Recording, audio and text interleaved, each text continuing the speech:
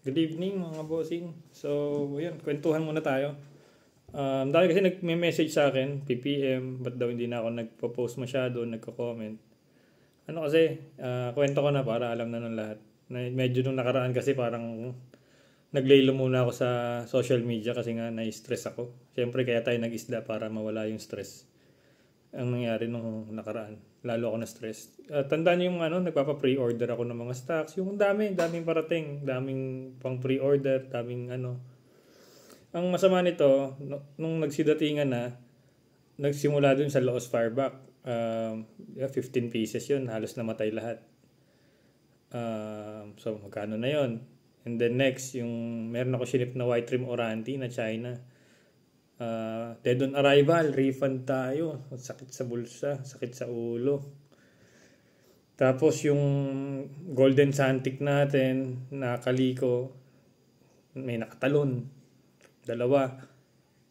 Although mali ko yun, wala akong sinisisi doon. Kaya nga sabi ko, kahit ko nire-remind yung mga newbie, top cover nyo ang anuhan nyo. So, sobrang ako nung nakaraang buwan. Mental down. Ako yung na mental down, hindi yung alaga ako. Kaya hindi ako masyado nagtitingin sa Facebook, hindi ako nagtitingin masyado sa mga message. Siguro may mga nag-chat sa akin, hindi ako nagre-reply. Dinistance ko muna yung sarili ko sa social media. Pero yung hobby, tuloy pa rin. Continue pa rin tayo. Tapos, ayun. Ngayon nga lang may dumating tayo, albino na limbata. Yung red eyes? Hindi yung golden santic na limbata. Kasi yung golden santic, kulay itim yung mata nun eh. Tapos, red stripe pulcra may dumating din kasama nun. Although meron na ako nun, kaya lang may taga malayo na dumayo dito. Wala akong pang out nun. Ang nakursunadahan niya yung red stripe pulcra. Hindi ko dapat i-out, kaya lang syempre kahiyaan na, nandito na. Alangan namang paalisin ko yun ng walang bit-bit, di ba? Nag-aksaya ng panahon, ng panggas. So, ayun, napabenta. Kaya bumili ulit ako ng pansarili ko. Balik na naman ako sa maliit. Malaki na yun nag-room ko na. So, balik na naman tayo sa maliit. Ayun, so yun yung sagot sa mga tanong. Pasensya na yung mga hindi ko na-replyan, yung mga hindi ko na-message. So, ngayon, very limited lang yung pang-out ko. Ang pang-out ko lang yung golden santic na Asiatica na 6-7 inches. Tsaka yung white rim oranti na Indo-groomed na high fin. Yun lang yung pang-out ko currently. Wala akong pang-out ngayon sa mga mag-BPM. Ayan. Tapos, kwento ko na rin sa inyo to. Pause muna. Ayan. So, dahil nga na-stress ako na nakaraan, may mga nakatalon, kung ano man, nagpagawa ko ng bagong tanks, tsaka setup. Ito puno to, yung maliliit. Nilipat ko, dito ko muna inaalagaan yung iba. Pero, ito, dahil bakante. Yung taas na yan, lahat bakante. Pero i-dispose ko na yan. Baka ipag-giveaway ko na lang yan sa followers natin yung pwedeng pumunta rito. Pero hindi take all para lahat meron.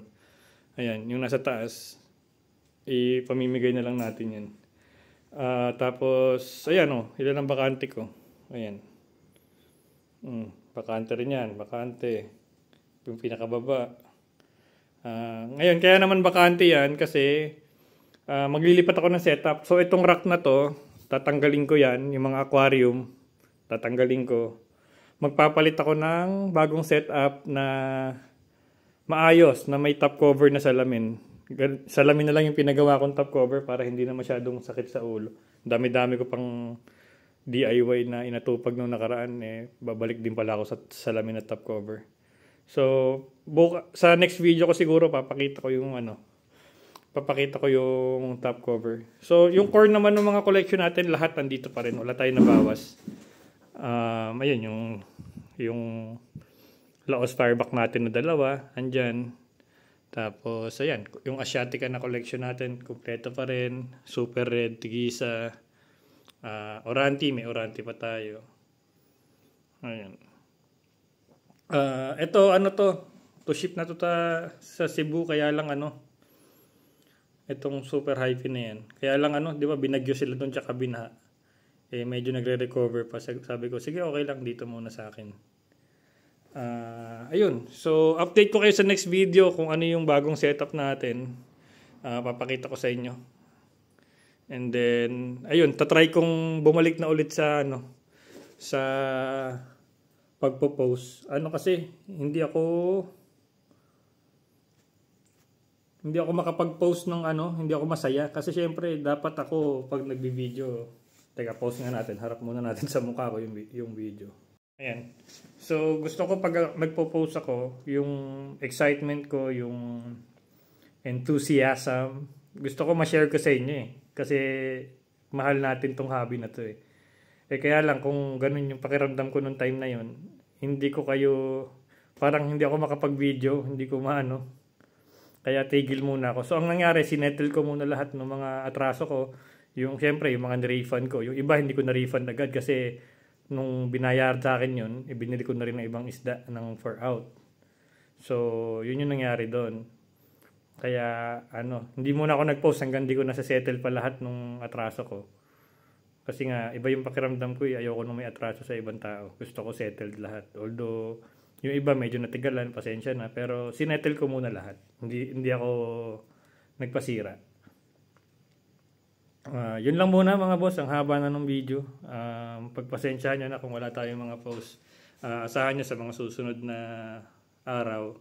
Medyo dadalas-dalasan na natin yung post. Yun lang muna. Salamat!